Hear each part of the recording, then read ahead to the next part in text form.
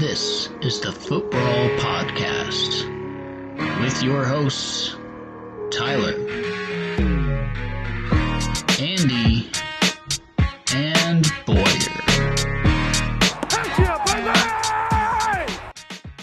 Welcome back to Mantasy Footbrawl Podcast, presented by your performance enhancing dads. What's happening, fellas? How's it going, Ty? I like the response, Andy. I don't know what's happening. Oh, I'm doing well. Work's been kicking my butt, but other than that, everything's good.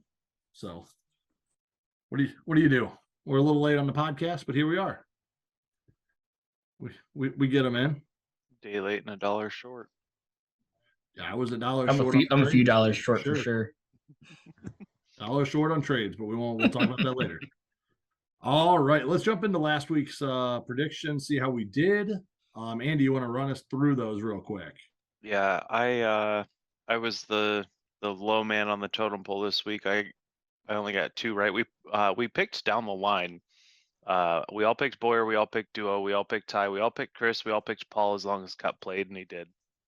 Only Duo and Chris, one of those 5. So 2 right for me.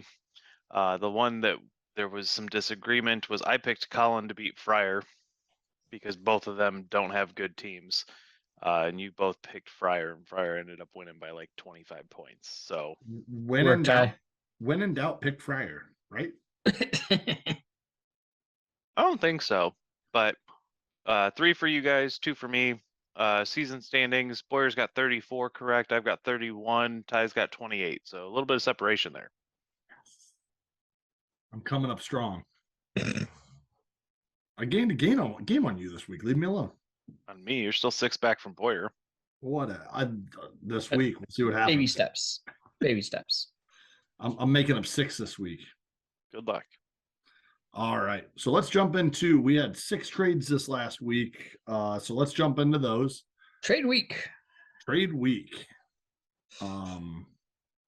This next week, hopefully we'll get some more because the trade deadline's a week from Saturday. So got to keep these things moving while we still have the chance. Jeremy has sadly moved. Jeremy was very sad on this.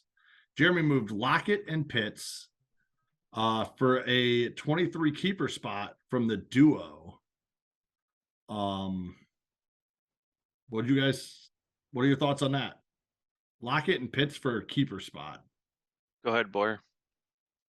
So keeper spot can be valued anywhere from $3 draft dollars to 10. So it just depends on when you would be selling and buying. But if we say it's about 8, which probably seems, I would say, average, then getting Pitts and Lockett for 8. And Pitts has been disappointing, but he's starting to pick it up. They're starting to use him more as the pass catcher that he is. Lockett has been more consistent than he has in the past. He's still a little boom bust. But these are 2 good players that Duo added. They're kind of if you look at their team, I would say they're probably overperforming as far as record goes. So adding a couple good players to give them some depth, some guys who can, be plug and play, I think makes sense. I'm not sure about the cost, but you got to do what you got to do. So I think it makes sense for them as far as trying to plug guys into their lineup. And then Jeremy gets keeper spot, and he's been bottom of the league pretty much since week 1 or 2. So getting a keeper spot, I think, makes a lot of sense for those 2 guys. And I'm curious as to what keeper values Duo really has. I mean, looking at their team, there's not a lot that I'm seeing that's going to be huge keeper value regardless. Yeah. So I mean, giving up a keeper spot right now to them doesn't mean a whole lot. Sure, but the value's still the value. Yeah, I think, for sure. I think them adding Lockett as a piece is fine, but this came after they had already picked up Waddle and Thielen and Pittman. No, they hadn't picked up Pittman yet. Oh, I'm sorry. This is before the Pittman deal. All right, so after Waddle and Thielen at the very least. So, was Lockett necessary? No, not really. But people are going to be mad at me when I say this, but Pitts was the best tight end out there available because I'm not moving Goddard. Robbie's not moving Hawkinson. Boyer's already got Kittle. Waller hasn't played in a month. Ty's not moving Kelsey. Andrews has already moved to a contender. So the duo is a playoff contender with a hole at tight end. Does Pitts fill that hole? Not really, but neither did Tyler Higbee, who's been getting 2 targets a week. So go with the talent and hope that he gets his shit together. And if you get 3 points out of him every week, then you're no worse off. And if you get a tenner, then great. But I mean, you're hoping at this point, and the price feels a bit high for a hope. But he was the best guy out there. They went and got him. I can't be mad at that. Yep. All right, let's move on. So the next trade, I gave Pittman and 4 draft dollars to the duo for Keenan Allen. I'll start with this. I know that I overpaid, but I didn't like Pittman. I expected Keenan Allen to be back last week. All signs were pointing to him coming back, and he didn't. So that hurt too. But Pittman and the Colts, to be honest, I don't expect much out of Pittman the rest of the year. He can't be kept because I kept him this year anyway. And for me, looking long term, Keenan Allen was my best bet moving forward. And if I can get the upgrade right there, I'm taking it. I mean, I didn't get offered Jalen Waddle. I didn't get offered, like I none of the cheaper options that are good got offered to me. They just got moved. So at that point, when Keenan Allen was available and he was supposed to be healthy coming back, I just said, screw it, and I'm gonna grab him. Could have I maybe dropped the duo down to 2 draft dollars instead of 4? Maybe. But the benefit is I was sitting on draft dollars this year already because of last year's sell-off. So I wasn't necessarily mad about it. I said, let me go grab my guy that I think is going to be a better asset moving forward, because I honestly don't think Pittman's going to be great the rest of the year.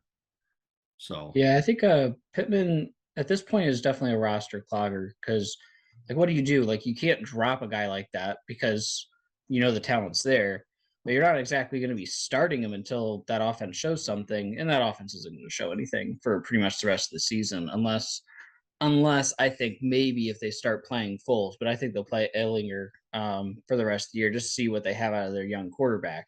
I think Foles actually gives them some potential as far as offense goes, but it's just so unlikely to happen. So, like, as far as like, did you overpay? Maybe. Like, you had a lot of draft dollars. It made sense. And the Chargers are going to be in the AFC playoff race. So they're not going to flat out just, say, oh, well, we're not contending, so Keenan Allen, you're shut down. I don't think there's a problem with getting Keenan Allen for even just to ends up being playoffs. I think it makes sense. I hated it. Keenan Allen has 6 catches on the year. He's 30 years old. He's not a touchdown scorer in his entire career. So there's only so much upside. I agree with all the things that's been said about Pittman, but to assume that there's any sort of draft dollar gap between these guys, let alone $4 from a guy who hasn't played all year and a guy who's healthy and had a ton of hype going into the year, I see them as roughly equivalent for the rest of the year. And like, the timing of it sucks because obviously pretty much immediately after Ty made the deal was when word started coming out that Keenan Allen's hammy was worse after the bye than it was going into it, and he was having issues, and then he ended up not playing. So like, even before that, I thought Ty didn't have to spend $4. This feels like an even swap to me. If you like one guy better than the other, fine. But I would have thought, given the fact that Keenan Allen's barely played this year, that you could have argued, hey, you want to switch guys, and left it at that. But I'll ding you a little bit more out for this when we get to the cup conversation. that's fine. But I mean, honestly, with Mike Williams going down too, there was only increased workload for Keenan Allen coming up. Probably, but he's got to play. Right. But I expected him to play. That's why I made the deal. I mean, we understandable. We were talking about how your team, has stayed relatively healthy for you, and apparently that just wasn't good for you. So you said, "Let me go get this guy who's injured right now." make sure I have Return to somebody on my comfort. team that could be just this giant injury headache.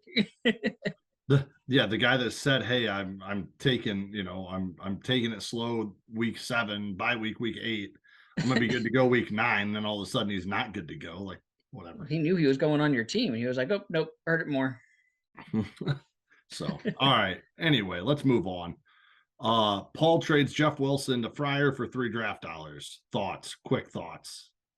Great move for Fryer. $3 to get a guy who's coming back to an offense that he already knows. It's a pretty good offense as it is. Mostert's been good-ish for the Dolphins, but there was a good chance that Jeff Wilson's going to come in and take over that backfield. So good move for Fryer to take that potential. And Jeff Wilson should be the goal line back out of those two as well. Yeah, he actually had more touches than Mostert, I think, on Sunday. So it's automatically a good move for Fryer. $3 is pretty cheap. And Wilson already, game 1 took the job. So I think that gap will only increase as far as touches goes. Yeah. All right. The next one, there was a super awesome 3-way trade that happened. 3 ways. Myself and Fryer and Boyer.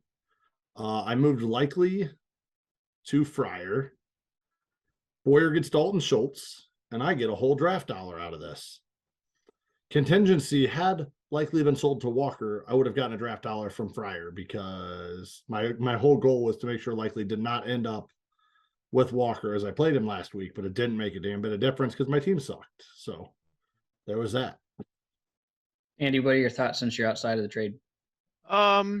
It's a little ho-hum. Likely's a really good piece when Andrews is hurt, and I think is pretty much the only instance of a handcuff for a tight end. If Walker does end up getting him at some point, that makes sense to me because tight end's a wasteland, and if Andrews is out, Likely should play. I think that the Dalton Schultz piece is interesting. He's picked it up a little bit since Dak's been back, but this is a ho-hum shuffle of pieces for the most part. So if you're all happy, I'm happy. I picked up Likely on waivers a couple days prior to this, so I was okay getting my draft dollar out of him. Yeah, I thought about picking him up, and I didn't. And then on Saturday, I went and texted Ty and was like, "Hey, I could use Likely because I've got Kittle's on a bye. I could use Likely this week. If you wanted to ship him, I figured you just picked him up to keep him off Walker's team, and I won't sell him to Walker." And then Fryer was already asking for it too, and Fryer was the one who more or less orchestrated the trade. And honestly, getting Dalton Schultz, we talked about Kittle being an injury risk. I now have I don't want to take 2 roster spots with a tight end, but doesn't really matter at this point. Having Schultz there to back up Kittle feels good for only $1. So I'm glad everybody's happy with it. Yep. All right. Well, we're going to be done with that awesome 3-way trade. That's been 2 of them I've been involved with so far. So good work. Fryer, I believe you were in both of them too. Good work. We're going to skip the cup trade for a minute because I feel like that one's going to be a longer conversation. So let's jump to this last one that was just made. Paul traded Miles Sanders to Walker for CEH $10.23 and $4.24. Thoughts? Feels like an overpay to me, especially seeing what other players have gone for. It's been pretty well documented. I'm not a big fan of Miles Sanders. I've been on the losing end of having him on my team. He's been better this year, and despite all of the back and forth that we had with Jeremy in the first couple weeks, he has been kind of humdrum since. So I think that this was a really big overpay. He's a nice enough piece. It's like fine, you can have him on the team, but $14, and then CEH, who I think is fine as a potential flex option any given week, seems really high to me. I strongly disagree with that. Miles, like the Eagles offense, there's been a lot of rumors of them bringing in another running back, and obviously they didn't do that at the trade deadline. But for the time being, this is Miles Sanders' ball game. He's got 6 touchdowns already this year. They're not running Gainwell. They're not running Boston Scott. They're not spreading it around like we thought, and he is getting those goal line looks, which was the missing piece to giving him the value. He was always an efficient runner, but without the touchdowns, that's 8 or 9 points a week. But with the touchdowns, that's 13 plus a week. So for the price that was paid, I think that that's great. But I think that the part that Boyer might be overlooking is, barring anything changing, Miles Sanders is a $15 keeper. And starting running back on one of the best offenses in the leagues that gets the goal line work and is going to probably end with double-digit touchdowns and over 1,000 rushing yards. $15 keeper sounds pretty nice to me. I should have accounted for that more when I told Paul that I didn't want to pay up for that, because I was a little bit pinching pennies, worrying about next year. But at that price, I'm putting money in my pocket this year and next year. Yeah. So I think part of it for Walker is his running back situation is Zeke, which is currently hurt, coming back, Pollard, and he's got Kenyon Drake. He's got Darrell Henderson. He doesn't have running backs. Honestly, Walker's better off when Zeke's not playing, because Pollard's way more effective when there's just one guy there. Right. So theoretically, this Miles Sanders move, Miles Sanders is his number one running back now, which is why I'm okay with the move.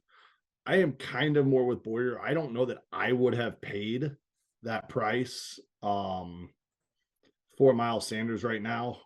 Paul reached out to me. I was busy. I didn't even really respond to him, and he made the move anyway. But I don't know that I would have gone to 15 draft dollars, because I feel like my bigger need is wide receiver. So I'm not sure I would have paid that at this point anyway. So, but I'm okay with the move, especially with Miles Sanders being his number one. So, let's go back to the Cooper Kupp trade. The fun thing is all three of us were in on it. Boyer won it. Paul trades Cooper Kupp to Boyer for a keeper spot, $14.23 and $7.24. So 21 draft dollars over a couple years, plus a keeper spot, which is give or take $7 to $10.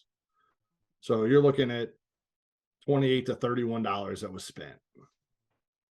Paul had reached out to, I'm sure that he told everybody else kind of the same thing, that he was looking for 25 draft dollars straight up.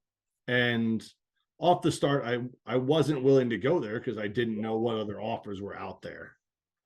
And with that, I started at like $18. I was like, I'll start here, right? And then I got the notifications from Paul for, I don't know who's bidding, but I knew Boyer was in. I figured Andy was in. Chris was another one I thought may or may not be in as a contender. So it was tough because I wanted to go up higher quicker, but I also didn't want to upbid myself right away. So after your original bid, I came in at, I think, 10.5 in a keeper. And I think that's when Andy pushed it to 12.6 in a keeper. Yeah. And it was interesting that from then on, I feel like, Ty, you were just out just because I'm guessing the keeper spot wasn't an option for you. But yeah, once Andy went up, and I didn't know it was Andy, I knew that I wanted Kupp because I lost to Andy and I needed to make up some games. So if Andy hadn't beaten me this last week, I don't know if I would have gone quite as high as I did. But I'm now knowing that it was Andy that I was bidding up against directly. I'm real glad I got him because I couldn't have him in the division at the very least. Yeah, so I ended up 18 to start, and I jumped to 21 or 22.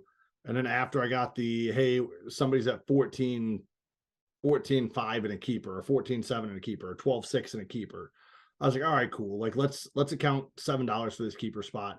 That puts you give or take right around that $25-ish mark. I will just give you $25 straight. And he came back and Paul came back to me and said, really the keeper spot's more important to me than draft dollars. So pretty much at that point, I was at 25 draft dollars, 19 and 23 and 6 and 24. And I probably would have gone to 28 or 30 at that point just to get him solidify where I was at. Because really I'm missing a wide receiver is what I feel. But once he told me that the keeper spot was more valuable than my draft cash, it made no difference to me. I did try to tell him just, hey, take the $25+ draft cash and just buy a keeper spot when somebody's ready to sell it. But that, grabbing it in the trade was more important to him now. So at that point, it pretty much took me out of the trade and it got sold pretty quick to Boyer right after that. So. Yeah, my part in this was very brief. I checked in Tuesday morning to see if Paul had any offers. He said, yeah, I've got a 16 and 5 or whatever Ty was at the moment. And then I've also got a 10-5 in a keeper spot.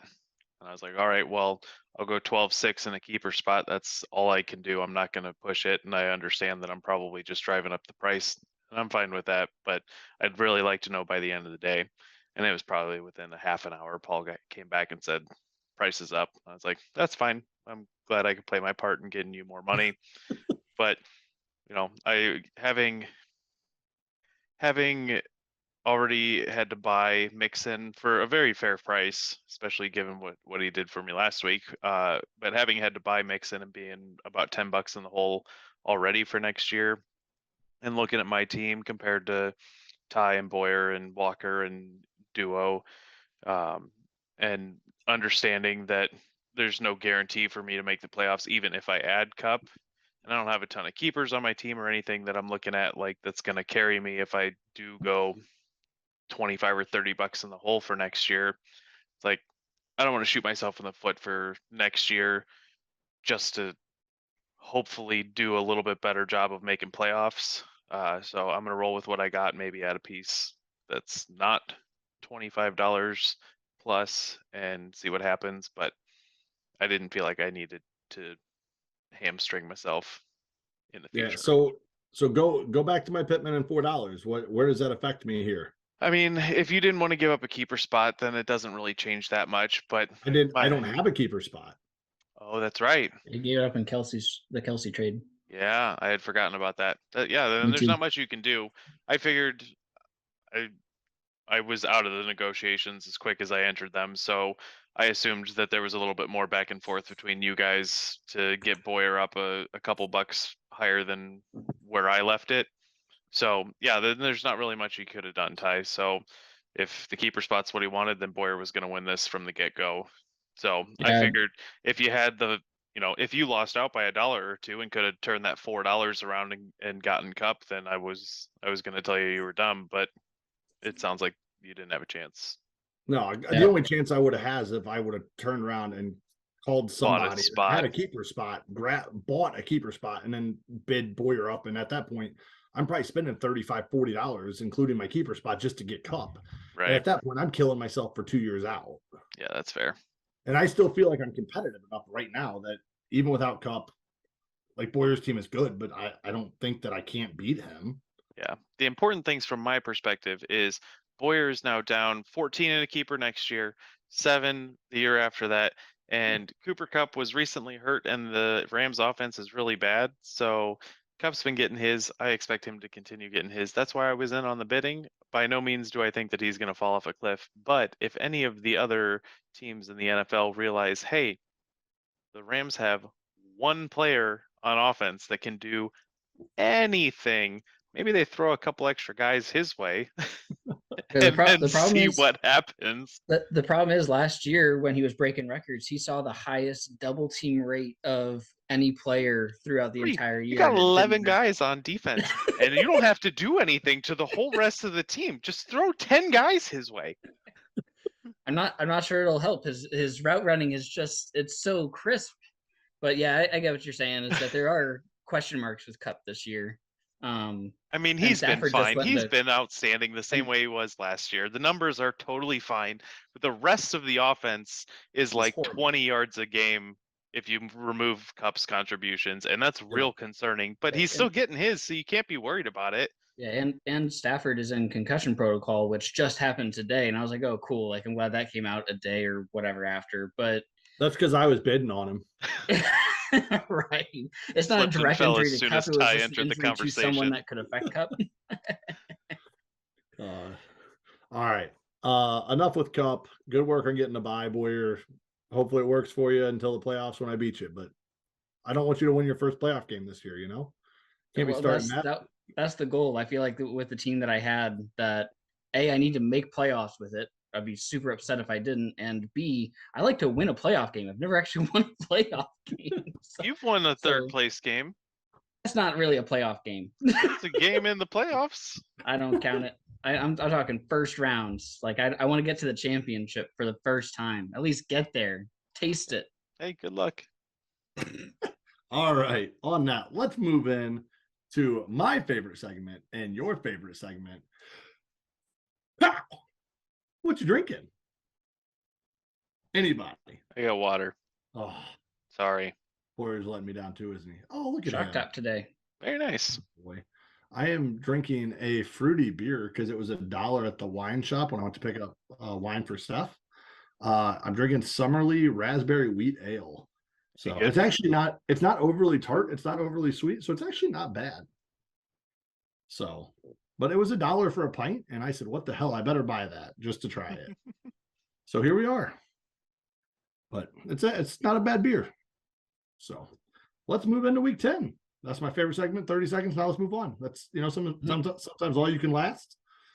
So let's keep things moving. All right. Mr. Boyer, you want to start us off with our favorite matchup of the week all the time? Mine? Let's starting off with Ty versus Robbie. Ty, I have players.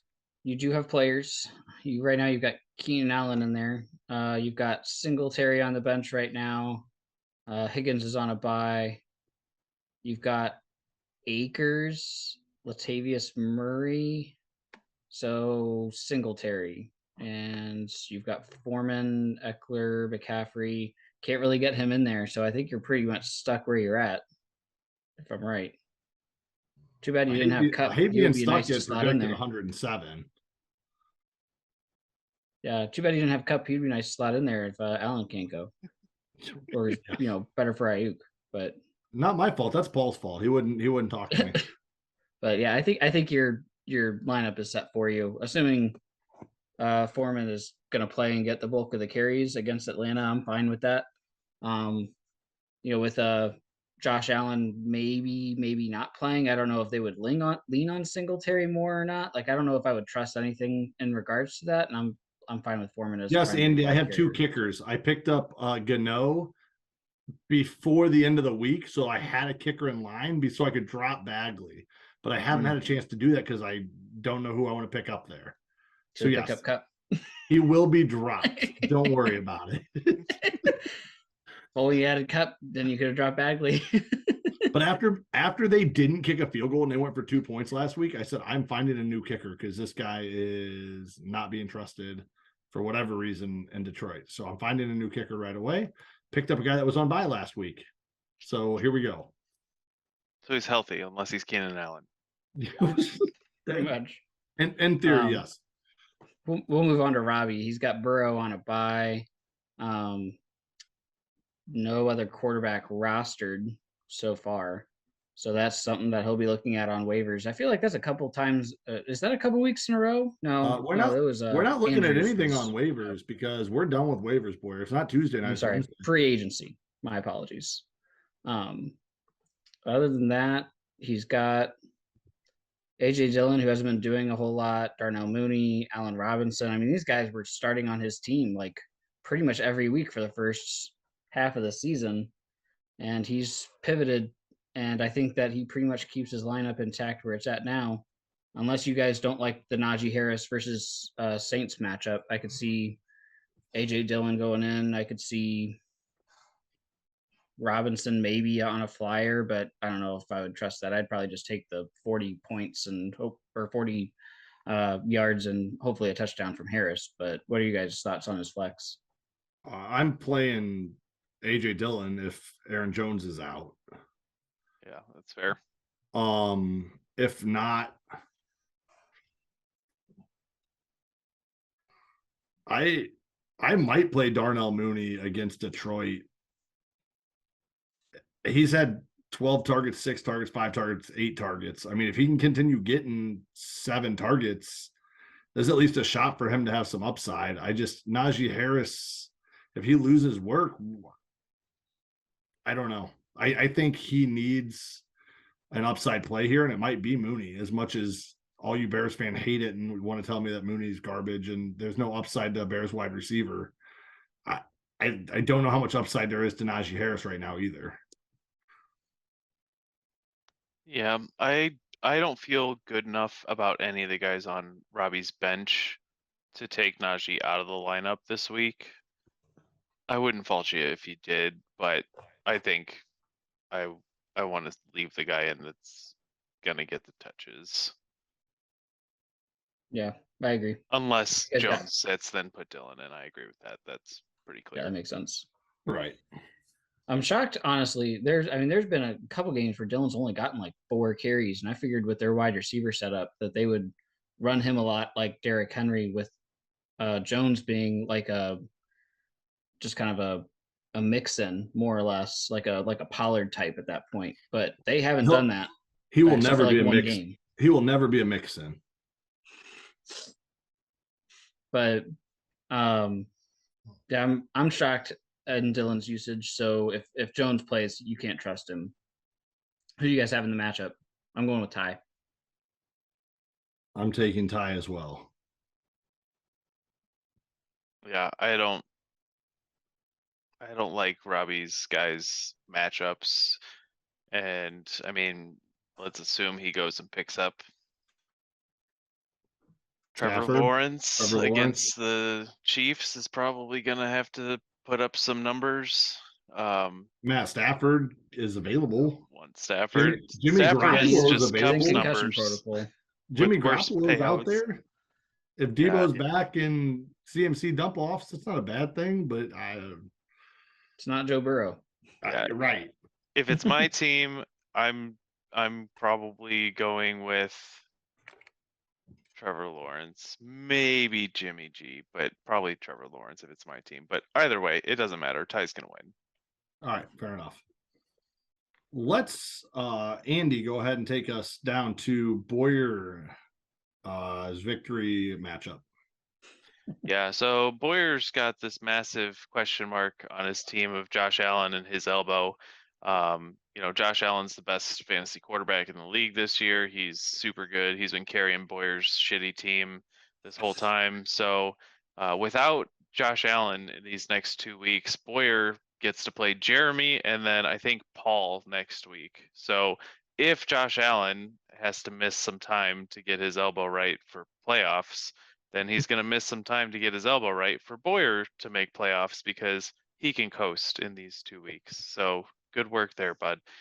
Aaron Jones also questionable. Dameon Pierce popped up on the injury report, but I don't think that that's serious. It looks like it's just maintenance. He had 27 touches. I think they just gave him the day off. Yeah, I think if Jones sits and Josh Allen sits, your biggest issue is going to be having to drop some guys that you probably would rather not drop, but I still think you've got enough to beat Jeremy. On Jeremy's side, I'm not going to go through any lineup decisions because there really aren't any unless somebody gets hurt and then your decision's made for you. On Jeremy's side, you playing Wandale or Melvin Gordon over Donovan Peoples-Jones?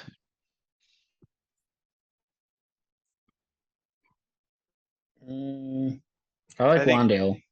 I don't dislike Wandale, but I also don't think that they're going to have to throw a lot in the game against Houston. That's fair. I'm thinking Miami gives up points. Yeah. So I'm going to probably just leave Peoples-Jones in. He doesn't get a whole lot of targets. But, I mean, if he gets 4 targets and bust off a long one, then he's okay. But I don't know. It's Jeremy's team, so I'm not overly concerned about it. Yep. Sorry, bro. I think I'm leaving Peoples-Jones in too. He doesn't have any touchdowns this year, which is not ideal. But you got to shoot for the stars somewhere, and none of these are looking like they're going to get you the 15, 20 points that you're going to need to close a gap in this matchup. At least in terms of your flex options. I think Kirk and Brown and Montgomery could have big games and maybe make this competitive, but it's going to take quite a bit of doing. So who we got in this one? Boyer. I got Boyer. I got Boyer. Shockers. All right, let's move on to Andy versus the duo. The duo has all these newly acquired weapons and Tyler Lockett and Thielen and Pittman. Who are you starting along with Waddle?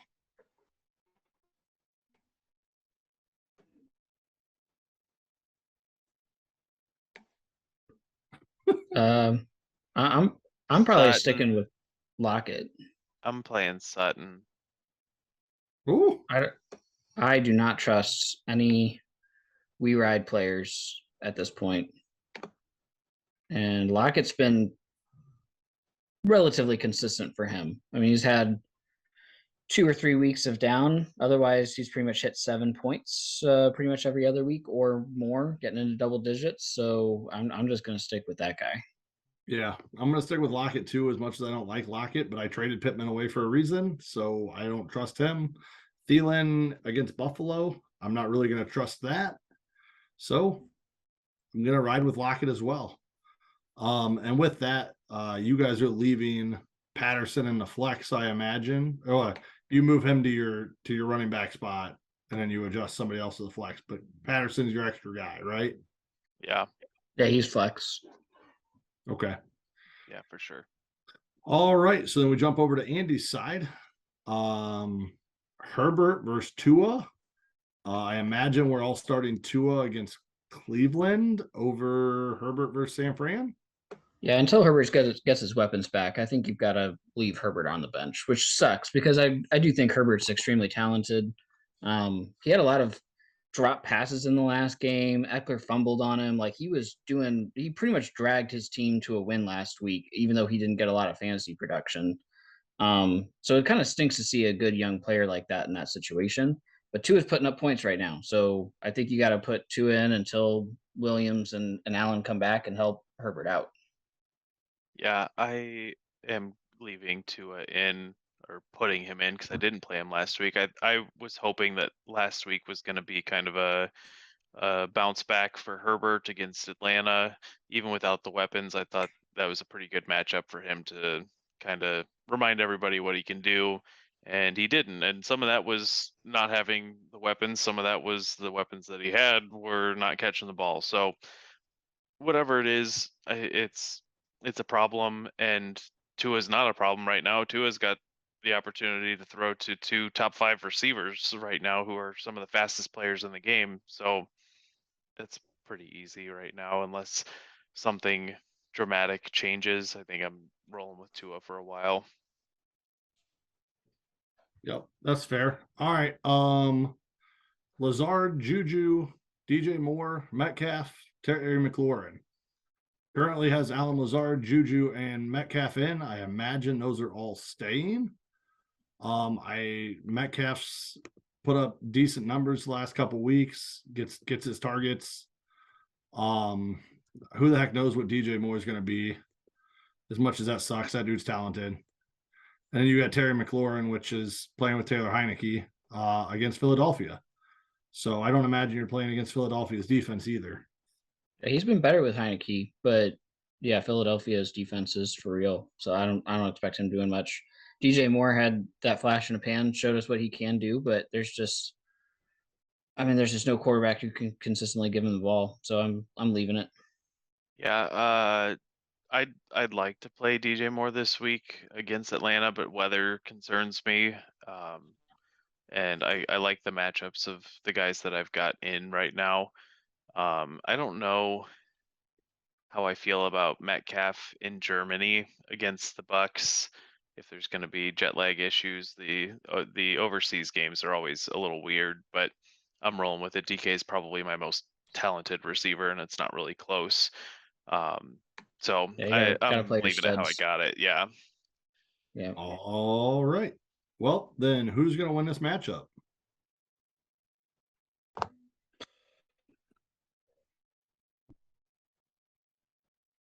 So the bummer for Andy here is his quarterback is tied partially to Waddle, and I expect Waddle to do fine.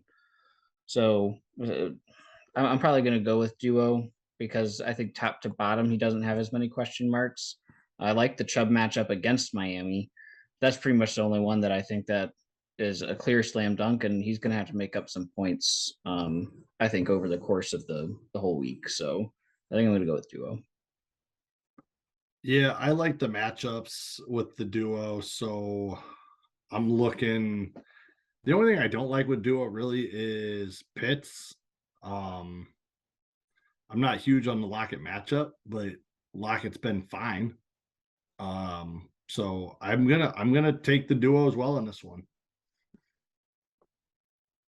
Let's do. How do you feel about it?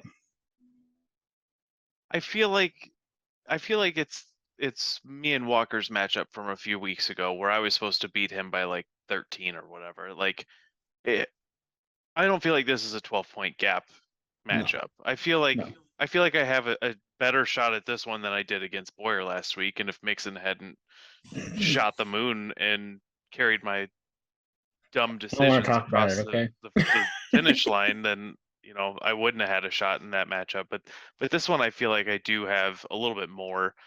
I really hate that I'm playing Tua and he's got Waddle, he's playing Hurts, and I've got Goddard because it just makes it harder to gain ground.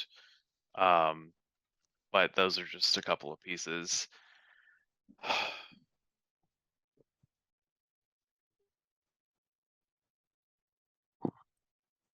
I'm gonna pick me. I'm gonna bet on myself. I didn't do it last week, and I almost did. But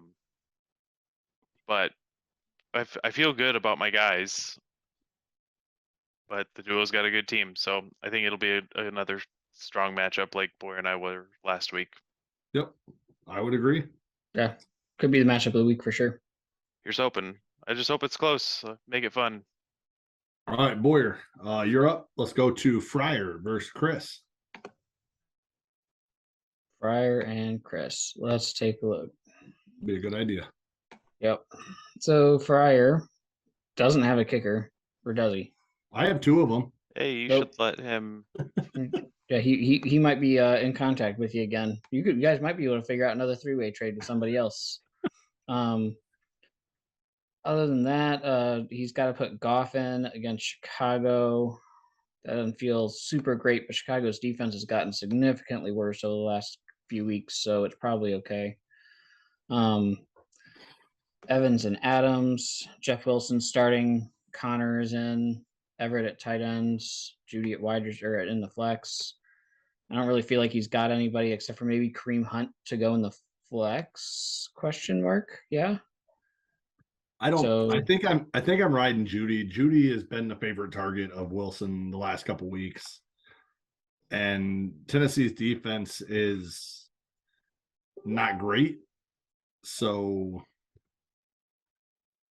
I'm going to leave Judy in and hope for the best. yeah, Judy's been surprisingly consistent. Last 4 games, he's got 8 targets, 7, 11, and 7, and he's hit 50 yards or more each one of those games. And the most recent one, he got a touchdown. So there is some consistency there with Judy. I agree with you. I think Hunt probably still has the better game. I think I'd pivot and put Hunt in at flex, but I'm not sure you're gaining a ton really either way. It's really whoever you think has the better chance for a touchdown, I guess, at that point. Yeah, I'm kind of surprised looking at Hunt's numbers here. I feel like he's not been having a great year, and he hasn't been having a great year. But just looking at his rushing numbers, he's got 77 attempts through 8 weeks. It's almost 10 a week, but he's only cracked 50 yards on the ground once. He's only got 3 touchdowns, which 3 touchdowns through 8 games is fine. But Hunt was kind of vulturing Chubb these last couple of years, and that seems to have gone away with Chubb having 10 rushing touchdowns. So I don't really trust him to get it done. I'm leaving Judy in, but just wanted to call out some of those interesting numbers there from Hunt. I felt like he had fallen off in terms of volume, but the volume's mostly what it always was. He's getting 10 plus touches a week once you account for targets and such, but just not doing enough. He's been really consistent as far as his points go. It's just like he's got a 6 high points. floor, but Right. not a terribly great ceiling. And his receiving hasn't really been where it has been in previous years either, where they're trying to get him in space and things. So yeah, I wouldn't feel super great about either one. But we'll move on to Chris's team. She's got Deontay Johnson on the bench. She's got Gallup on the bench. She's got Pickens on the bench. Any one of those guys could go in for Diggs, Samuel, or in the flex Rondale Moore. Are you guys making any changes?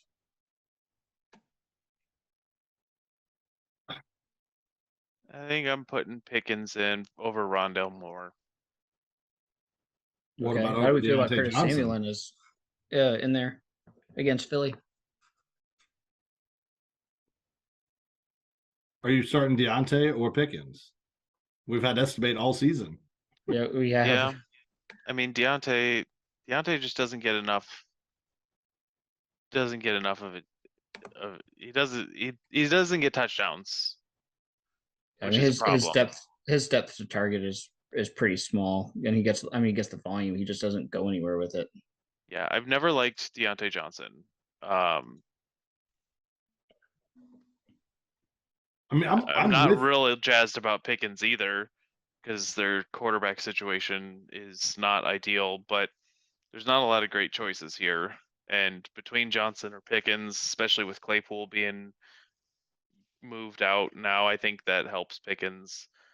I would lean that direction. And you're putting him in over Rondale or over Curtis Samuel?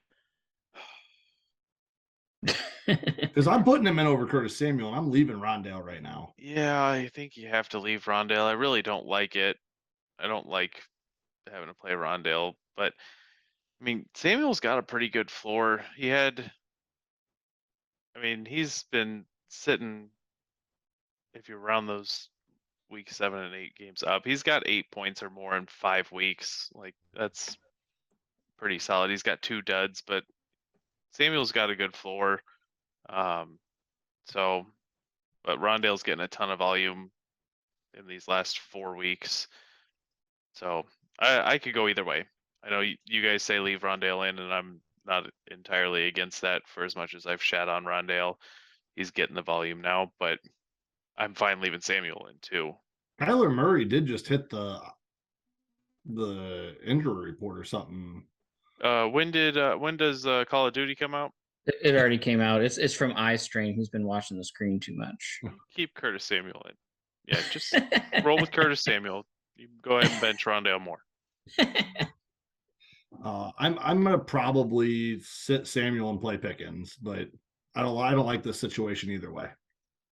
Yeah, it's a rough situation. I'm probably going to do the same as Ty, but who's to say? It feels like you're just shuffling guys around and praying that you're right and just throwing darts. But you know what? You guys I'm going to leave it. I'm leaving Pickens on the bench this week. I don't think he needs the upside of Pickens.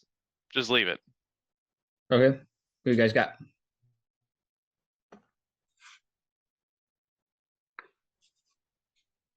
I'm taking Pryor. Pryor's got a real big advantage at quarterback this week.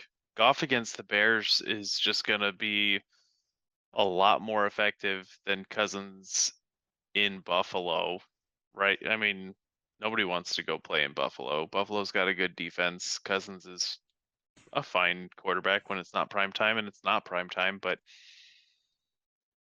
I think I'm going Pryor. I'm liking his quarterback situation. I'm going with Fryer. He's got Evans should be fine against Seattle, despite the fact that it's overseas. Adams against the Colts, I think he'll do well. And we talked about Jeff Wilson already. I think that he'll keep getting touches there.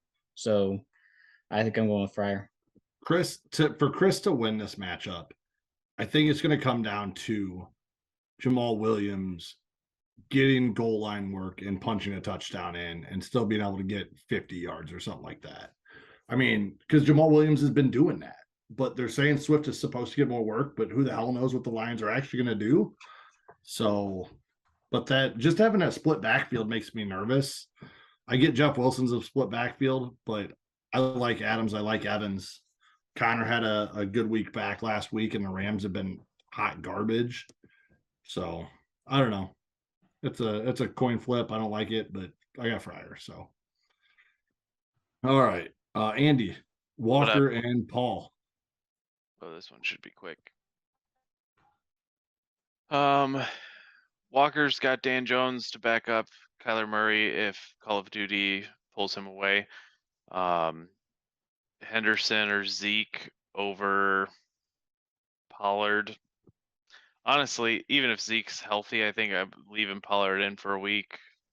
And he's got Miles Sanders. He's got the 3 receivers, so no flex concerns. What do you guys think for that RB2? Pollard, leave him in, or try to get Zeke in? I'm going to leave Pollard in. Just trust the healthy man is going to get touches. I mean, Pollard looked good. He's healthy. I'm not going to take the chance on Zeke re-injuring something going into this week. Although Green Bay is a good matchup, but it should be a good matchup for either one of them. So it doesn't really matter. I think both of them, if Zeke is playing, I think they both get work. So yeah, that's fair. On Paul's side, keeping in mind that we're probably trying to get some upside here to catch up to Walker in a game where he's projected to lose by about 20. You want Drake London or Mecole Hardman?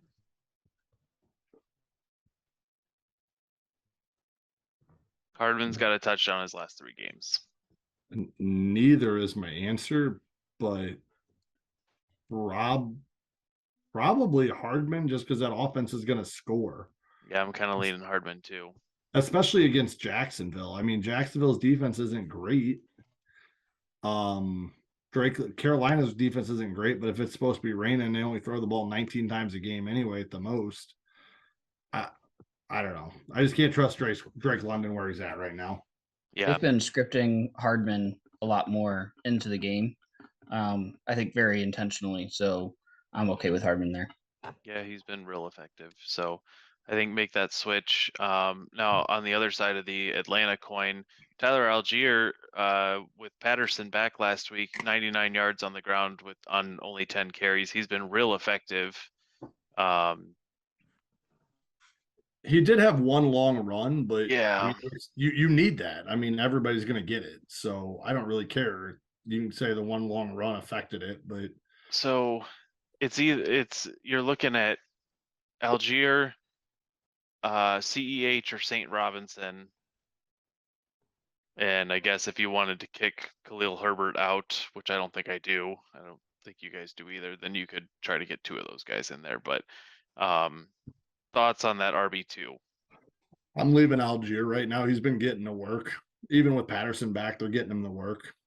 So I'm good with Algier being in there.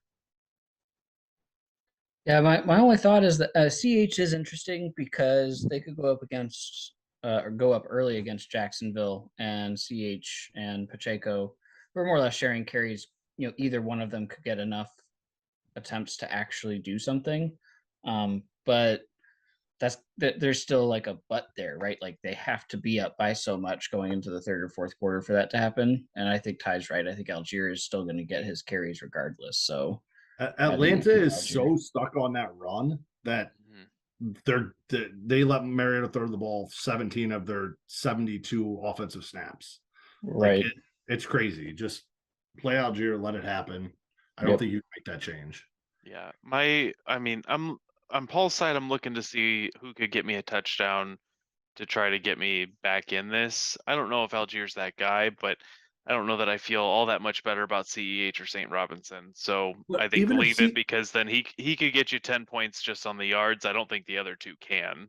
Even if CEH gets you a touchdown, it could be a goal line touchdown. He could get 7 carries for 6 yards and a touchdown. You're not wrong. That's very true. And Algier could still outperform him. Right.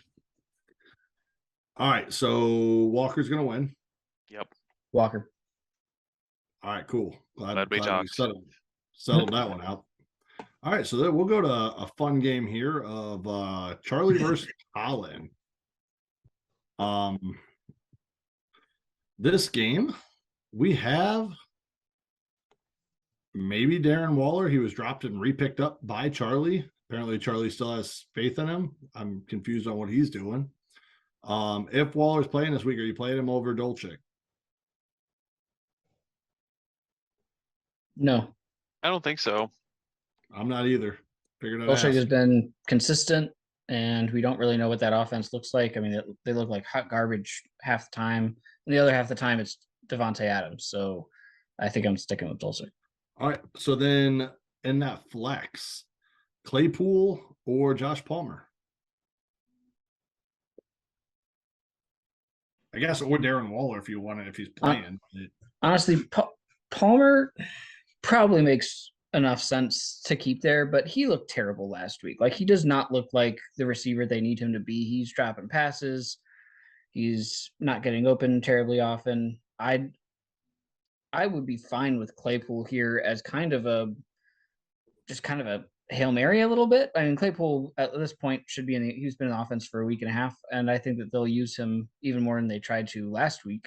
I think he's got the ability to hit a big play. So I kind of want to lean Claypool against Detroit. If Palmer's been dropping passes, he was 8 catches for 10 targets last week for 106. And week 6 when he played last, he was 9 catches for 12 targets. So okay, all I'm telling you is I saw the highlights and he dropped a few of them and was the reason for Herbert's interception. So I'm just saying, I watched the highlights and he was dropping passes. He didn't look super great, despite what the stats say, but they were playing from behind. And so it makes sense that he got a bunch of garbage time yards in that game. My point is that against San Francisco, could that happen again? Sure. But they're a good defense. And I'm going to roll the dice with Claypool, I think. I just dropping passes. He might have had one that was a bad interception, but like 8 for 10 is still a good stat line. Again, I watched the highlights. He had more drops than just that one. Like, he did not look so particularly Andy, great. Claypool or Palmer?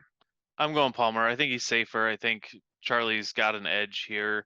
I was surprised to see Claypool get the 6 targets in his first game with the Bears. He turned it into 2 for 13, but Boyer's right. He could break a longer one, but I think Palmer's just got a much higher floor, and that's what I'm aiming for. Yep. All right. No other options on that side. So we shoot over to Colin's side. Colin has Jonathan Taylor maybe coming back. If he's a go, you're putting him in because he practiced today, so he should be playing. You're playing him over Huntley, even if he is limited. Yeah, for sure. And then you've got other players, Nyheim Hines, Robert Woods. Who you playing in the flex here?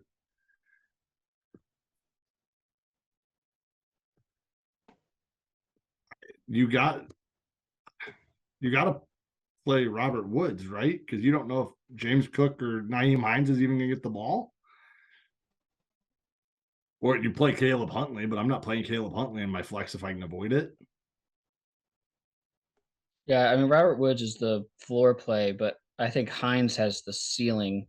And I think that there might be something to say for Case Keenum if he ends up being the quarterback for Buffalo. They could end up he could end up dropping it off to those running backs and stuff a little bit more than what Josh Allen does. So I think if Josh Allen doesn't play, I think I'd go Hines.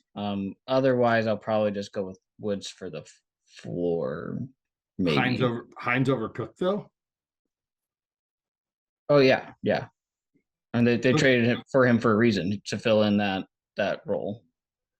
I don't know if they just don't believe in James Cook or if he's just not, getting the pass protections and stuff down to get him in on snaps. But I mean, they went out and they got Hines for a reason. So I'm assuming that they would use him. Hines had no catches, no carries last week.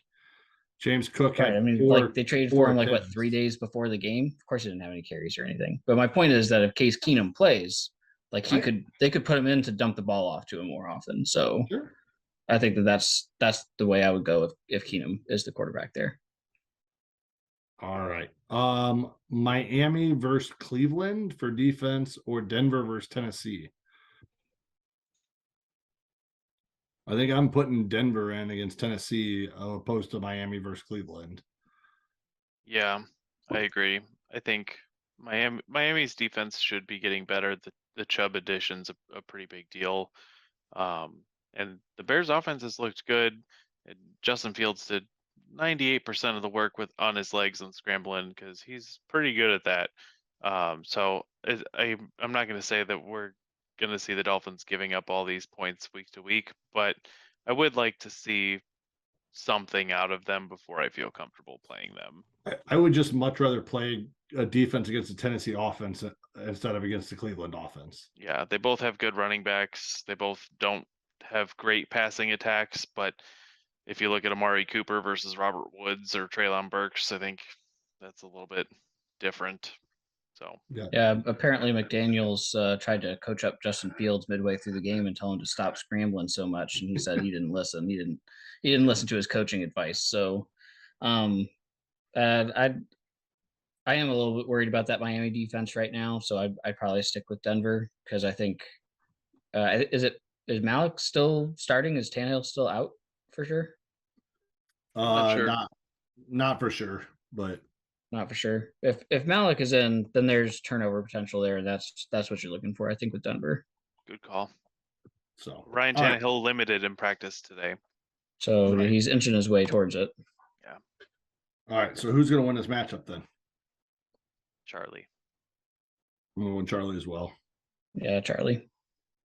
Even once Colin fills out his flex and kicker and this matchup looks closer, I think this is Charlie. I'm going to call out because it didn't work for me last week. We picked straight down the line again, except I picked me to beat the duo and I was the only dissenter. So I'm the one fucking it up after we figured out what the code is to get the wins. But also, if I picked duo, then duo would have beat me because we have that power. Yeah, we have that power. Right? So, all right. Well, appreciate you guys breaking down trades. Hope the Cooper Cup thing works out for you. Everybody else, see what happens this week. Enjoy the weekend of football, and we'll be back with you guys next week. We're out.